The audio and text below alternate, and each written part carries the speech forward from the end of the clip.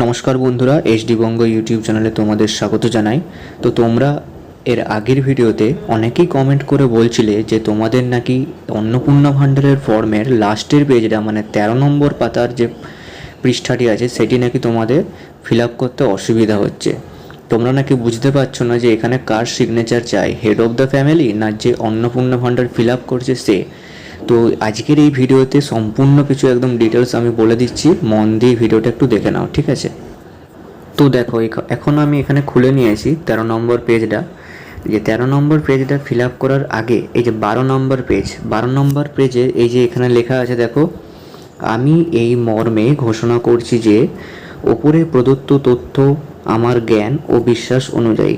এখানে তোমাদের কি করতে হবে, এখানে যে এই যে বক্স চিহ্নটা রয়েছে সম্মত, এখানে তোমাদের কি করতে হবে না রাইট চিহ্ন দিয়ে দিতে হবে, ঠিক আছে?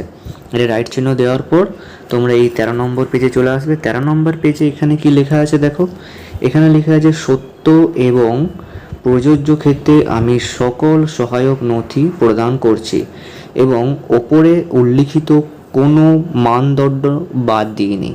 আমি অবগত যে আমার প্রদত্ত কোনো তথ্য মিথ্যা প্রমাণিত হলে আমার সামাজিক সুরক্ষা সংক্রান্ত সুবিধাসমূহ বন্ধ হয়ে যেতে পারে। মানে এখানে অ্যাকচুয়ালি সরাসরি বলতে চাইছে যদি তুমি ওপরে যে ডিটেলসগুলি দিয়েছ সেগুলি যদি তোমাদের কোনো মিথ্যা কোনো ডিটেলস হয় তাহলে কিন্তু তোমাদের ফর্মটা বাতিল হবে, আর কিন্তু তোমরা ফর্ম ফিল আপ করতে পারবে না, তোমাদের কিন্তু একদম ব্লক করে দেওয়া হবে, ঠিক আছে?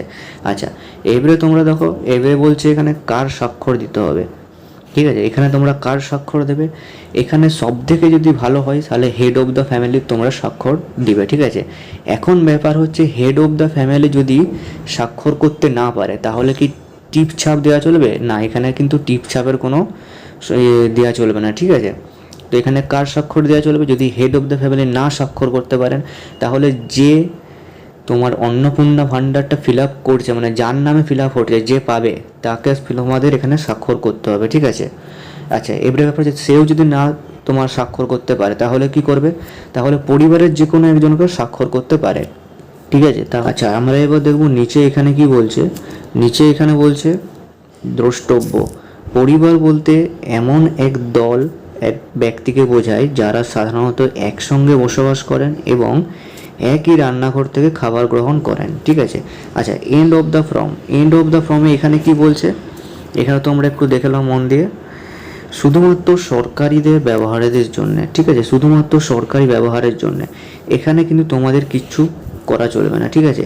তো এখানে কি করতে হবে, যখন তোমরা ফর্মটা জমা দেবে বিডিও অফিসে তো তখন তোমাদের ওই আধিকারিক এখানে স্বাক্ষর করবে, ঠিক আছে? এখানে স্বাক্ষর করে এই যে এখানে স্বাক্ষর করে তোমাদের এই যে পোর্শনটা রয়েছে, এই যে পোর্শনটা এতটা পর্যন্ত তোমাদের কেটে কিন্তু ফেরত দিয়ে দেবে। কেটে ফেরত দেবে কারণ হচ্ছে তোমরা যে ফর্মটা জমা করেছো এইটা তোমাদের কাছে ওটা প্রমাণ থাকলো, ঠিক আছে?